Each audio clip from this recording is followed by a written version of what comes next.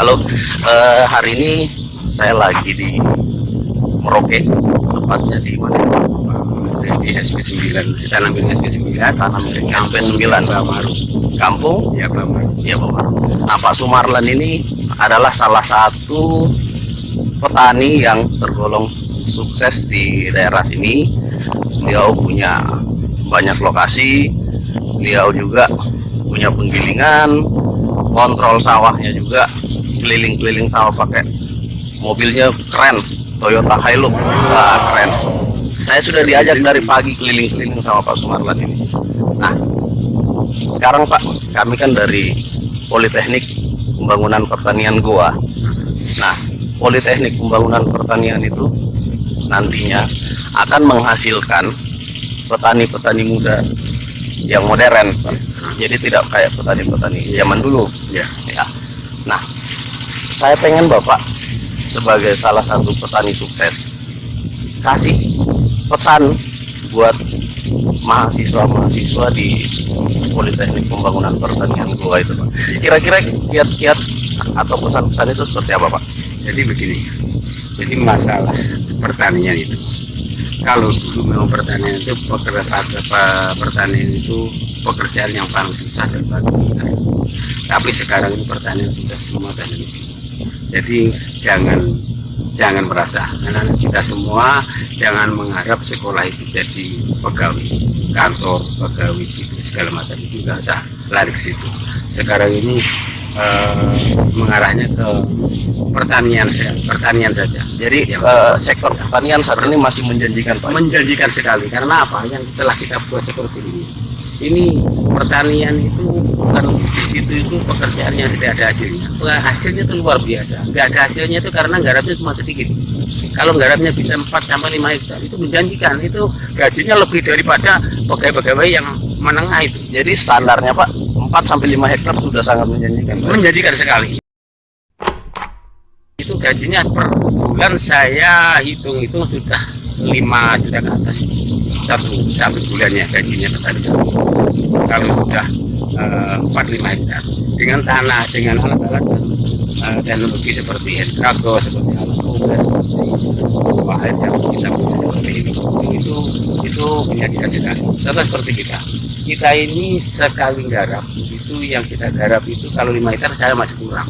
Itu yang kita garap sekarang ini sekitar 40 hektaran. 40 hektar lebih dari Nah, kita nanti sudah selama 3 bulan proses sampai 4-5 bulan, nah itu sudah jadi bulas semua, jadi uang itu 5 bulan.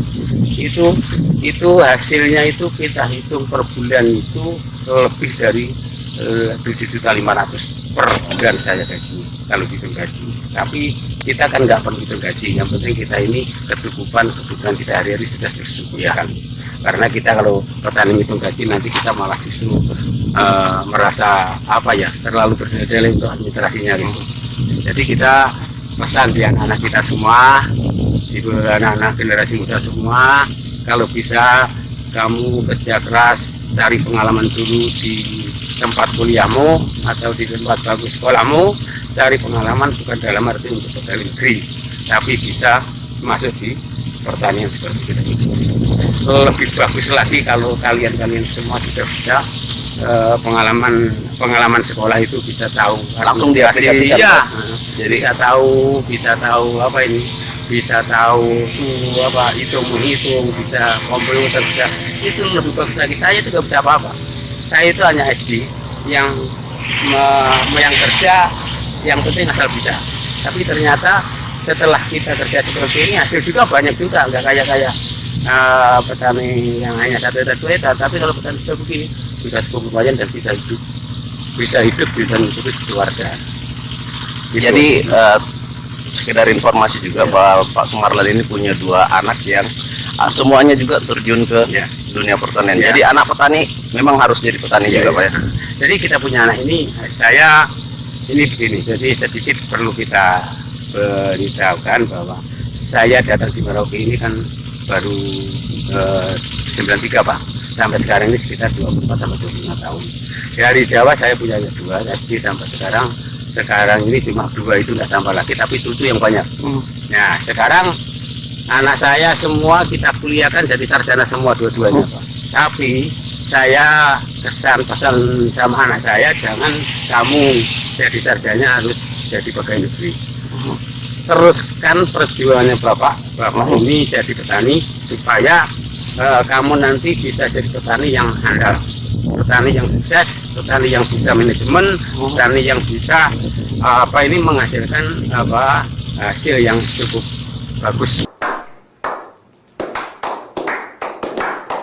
Jadi juga tolong nanti teman-temanmu semua kalau bisa diajak Jadi petani itu Pak, jadi petani yang bisa memberikan juga pekerjaan buat orang lain Pak ya. Ya, kamu ini sebenarnya seperti itu. Jadi kamu jadi petani bukan harus kamu sendiri yang harus tani. Jadi pekerjaanmu kamu nanti kalau sudah bisa tanam luas ya bisa membuat teman-teman dia dari situ supaya semua bisa jadi petani yang ada.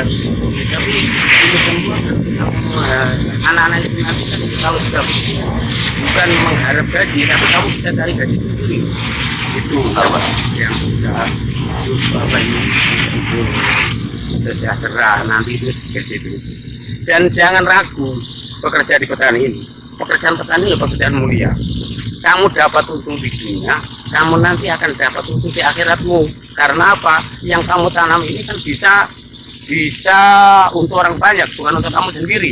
Benar Pak. Dan ini semua sangat-sangat penting bagi kita generasi muda. Tolong ayo sekarang dimajukan petani kita ini.